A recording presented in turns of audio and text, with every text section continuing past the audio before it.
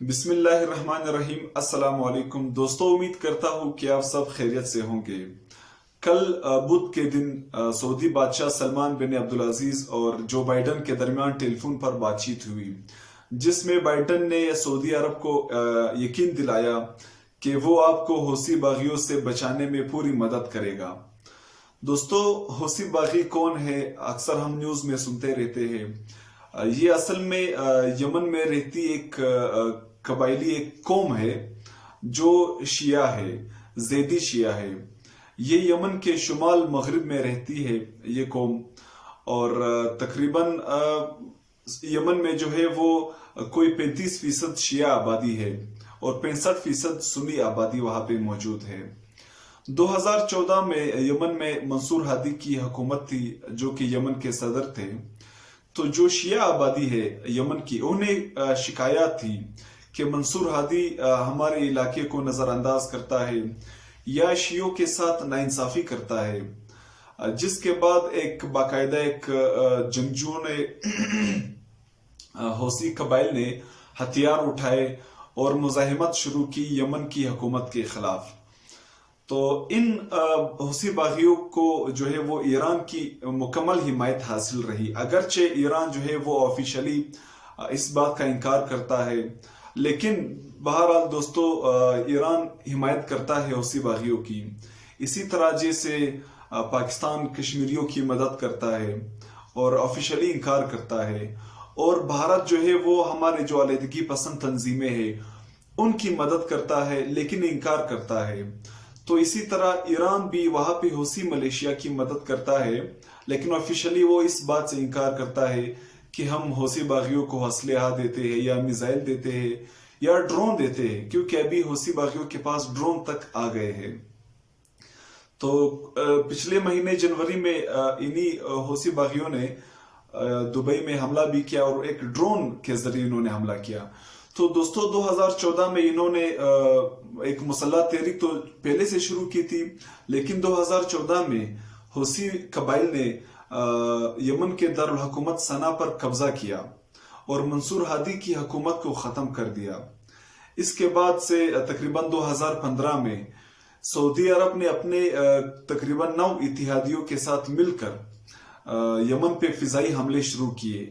یہ محمد بن سلمان کی قیادت میں، کیونکہ وہ سعودی ولی عہد ہے، بادشاہ سلمان ہے اور اس کے بیٹے محمد بن سلمان وہ ولی عہد کے کراؤن پرنس ہے، جو کہ سعودی عرب کے جو سیاسی جو بھی امور ہے وہ سنبھالتا ہے۔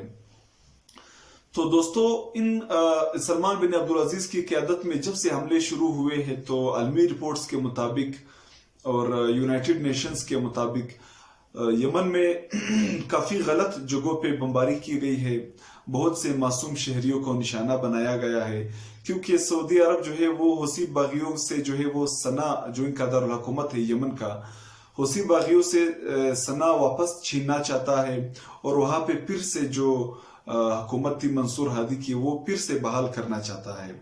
لیکن ابھی تک حملے جاری ہے حوثی باغیوں پہ، لیکن وہ حوثی باغیوں کا کچھ خاص بگاڑ نہیں سکی ہے۔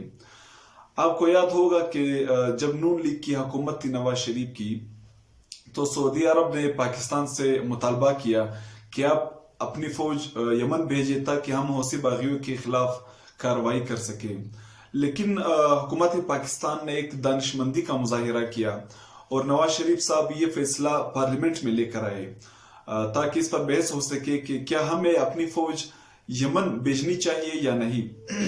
دوستو یاد رہے کہ اگر پاکستانی فوج یمن جاتی تو اس سے یہ تصور پیدا ہوتا کہ پاکستان کی جو گورنمنٹ ہے یا اسٹیبلشمنٹ ہے وہ شیعہ ملیشیا کے خلاف ہے، کیونکہ یہاں بات شیعہ سنی کی بھی آ رہی تھی۔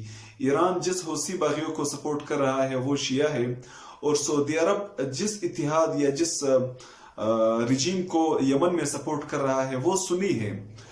تو یہاں پہ پھر پاکستان نے دانشمندی کا مظاہرہ کیا اور یمن میں فوج بھیجنے کی مخالفت کی، اور اسی طرح ہم نے فوج نہیں بھیجی یمن میں، جس کے بعد جو دبئی کے ایک سینئر منسٹر نے پاکستان کو دھمکی دی، ابو ظبی کے ایک سینئر منسٹر نے، کہ پاکستان کو اس کے خطرناک نتائج بھگتنے پڑیں گے۔ تو دوستوں ابھی تک یہ لڑائی چل رہی ہے اور حوثی جو ہے وہ کبھی کبھی سعودی عرب میں میزائل سے حملے کرتے ہیں اور سعودی عرب کی جو آئل ریفائنریز ہے، آئل جو ان کی فیکٹریز ہے، کمپنیز ہے، اس پر حملہ کرتے ہیں اور سعودی عرب کی تیل کی ریفائنریز کو نقصان پہنچاتے ہیں. لیکن دوستو امریکہ کو یہاں پہ سعودی عرب سے اتنی محبت کیوں ہے؟ وہ اس لیے ہے کیونکہ سعودی عرب سے جو تیل ہے وہ امریکہ کو ایکسپورٹ ہوتی ہے. امریکہ جو ہے وہ سعودی جو تیل ہے تقریباً اس پہ اپنا کنٹرول رکھتی ہے.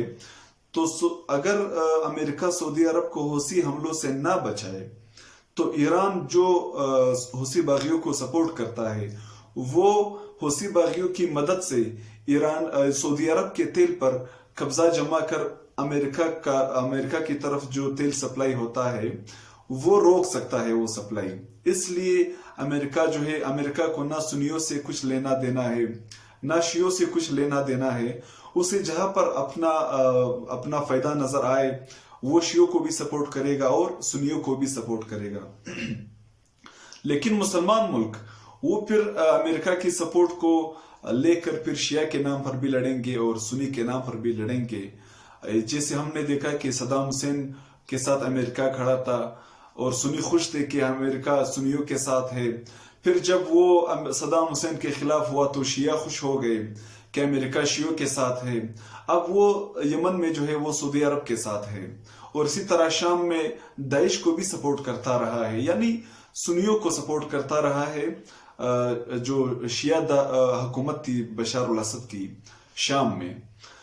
تو دوستو امریکہ ہو گیا، روس ہو گیا، وہ کسی سیکٹ کو دیکھتے نہیں ہے کہ یہ شیعہ ہے یا سنی ہے.